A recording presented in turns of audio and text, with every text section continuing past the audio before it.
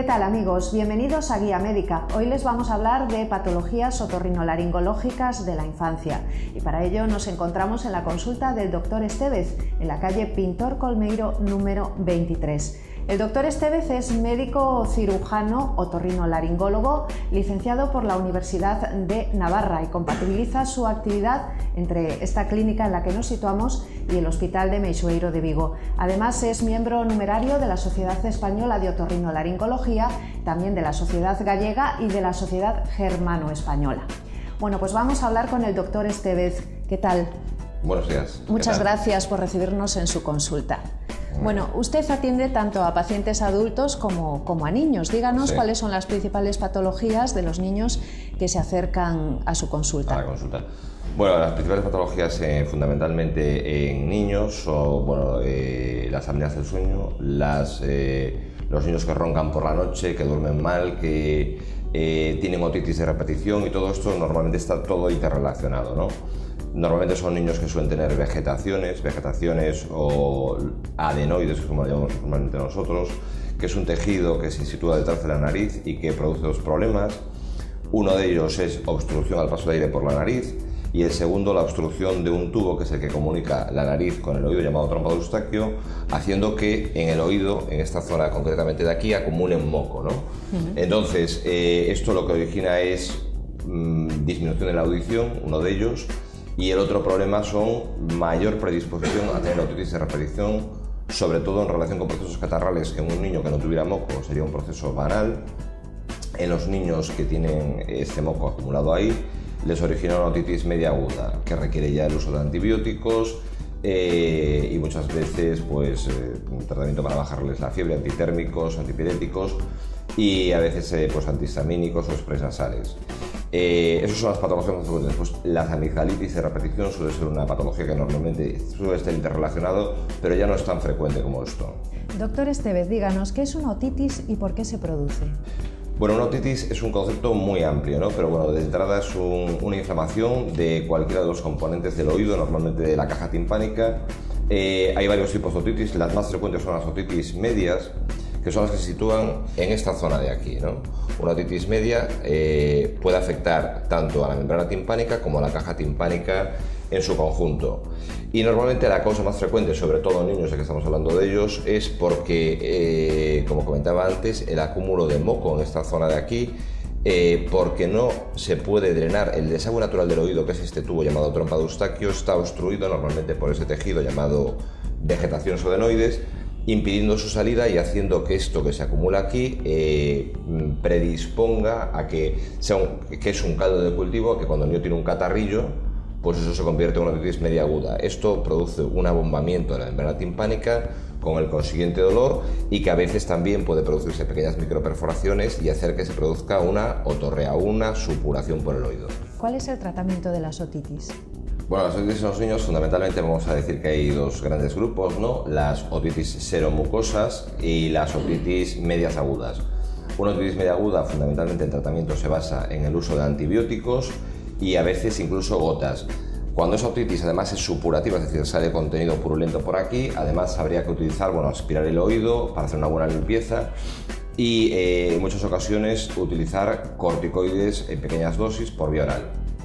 Las otitis seromucosas fundamentalmente es un tratamiento preventivo yendo a las cosas que las generan, ¿no? Y ahí iríamos a utilizar fundamentalmente lavaditos con aguas de mar o sueros fisiológicos por la nariz, el uso de algún corticoide por vía oral y a veces antihistamínicos, fundamentalmente eso.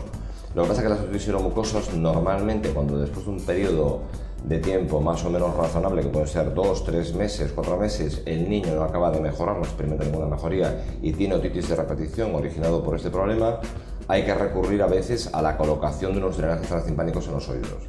Otro problema preocupante para los padres que observamos a veces en nuestros hijos es el ronquido nocturno. ¿Por qué se produce esto? Y normalmente la cosa más típica suele ser tener unas vegetaciones muy grandes, incluso las amígdalas grandes también contribuyen a la aparición del ronquido. Suelen ser niños que tienen un sueño muy intranquilo, se mueven mucho en la cama, son niños que sudan mucho en la cama, que acaban con la cabeza en los pies de la cama, totalmente destapados, en posiciones bastante raras como totalmente boca abajo y girados, buscando un poco la respiración. Tienen una respiración ruidosa y en algunas ocasiones incluso pueden tener apneas, que son interrupciones de la respiración de unos segundos de duración. Esto lo que origina es que tienen un sueño poco reparador y son niños que normalmente pueden tener o somnolencia diurna o en algunos casos niños que tienen un déficit de concentración y son hiperactivos. Pueden suceder las dos posibilidades. Además, normalmente este tipo de problemas se suelen asociar a otros problemas como son enuresis, hacerse pis a edades en las que ya el niño no debería hacerse pis en la cama, a terrores nocturnos y fundamentalmente lo de un sueño muy intranquilo y poco reparador. ¿Cómo podemos detectar los padres que nuestro hijo o hija tiene vegetaciones o amígdalas hipertróficas?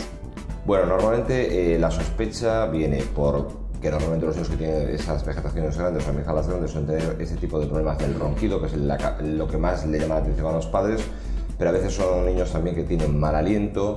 En muchas ocasiones desarrollan un paladar de tipo ojival, que es un paladar como muy hundido hacia arriba por el esfuerzo respiratorio que realizan.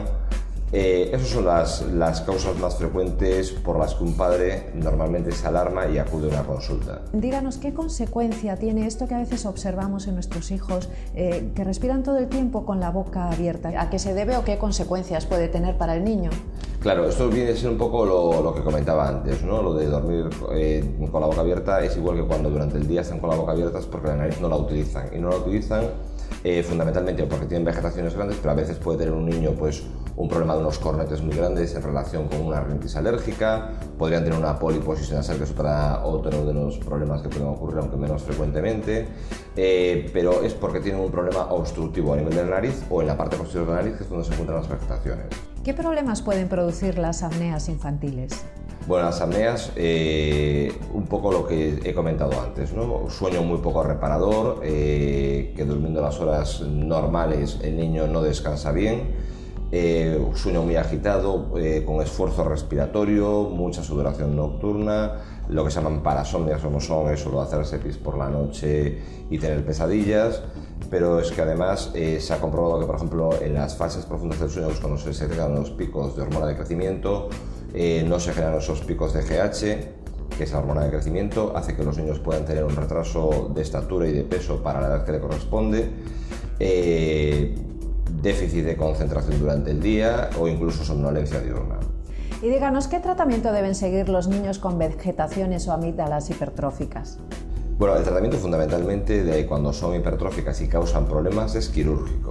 Normalmente no se hace una indicación quirúrgica cuando es al niño, sino que se hace un periodo de observación normalmente de unos meses para ver cómo evoluciona ese niño, y si la evolución es desfavorable, el niño no mejora o incluso empeora, pues haces una indicación de cirugía que bueno, puede ser de sacarle solo las vegetaciones, si es la causa fundamental que produce la obstrucción, o a veces va asociado a la resección, exéresis de las amígdalas también. ¿Siempre que un niño tiene las amígdalas excesivamente grandes, hay que operarlas? No siempre. Las amígdalas, si son grandes pero no le están causando ninguna repercusión clínica en cuanto a síntomas al niño, no es necesario sacarlas. Un niño puede tener unas amígdalas grandes pero que no le repercutan en nada en su vida diaria, con lo cual pues allí se quedan las amígdalas. ¿Y una vez operadas pueden reaparecer? Las amígdalas no. Las vegetaciones sí que es cierto que en un pequeño porcentaje de casos, pasados unos años, pueden volverse a reproducir y hay que volver a reoperarlas si le están causando problemas, pero las amígdalas no reaparecen nunca. Bueno, doctor, y una última pregunta. A veces, existe la creencia popular de que cuando le extirpamos las amígdalas a un niño o a una niña, pues va a tener más bajas las defensas y va a adquirir otras enfermedades. ¿Qué hay de cierto en ello? Bueno, sí, eso es cierto, que es una pregunta que te hacen muchas veces los padres. Te dicen, bueno, ¿y no le repercutirá en su sistema de defensas, en la inmunidad del niño? Bueno, realmente no hay ningún estudio que demuestre que el sacar las amígdalas o las vegetaciones repercuta negativamente en la inmunidad del niño. Los niños no solo no se quedan inmunocomprometidos, sino que incluso los niños tienen muchos menos problemas de infecciones. Desde luego, a nivel de amígdalas, al no tenerlas, no van a tener amigdalitis, pero es que además son niños que, con respecto a los niños que no se han operado, no tienen más procesos infecciosos de ningún otro tipo, y eso está comprobadísimo. Los miles de niños operados avalan completamente esta teoría. Doctor Estevez, supongo que los padres estarán agradecidos por todas estas explicaciones y se quedan ya más tranquilos. Muchísimas gracias por recibirnos en su consulta. Gracias a vosotros.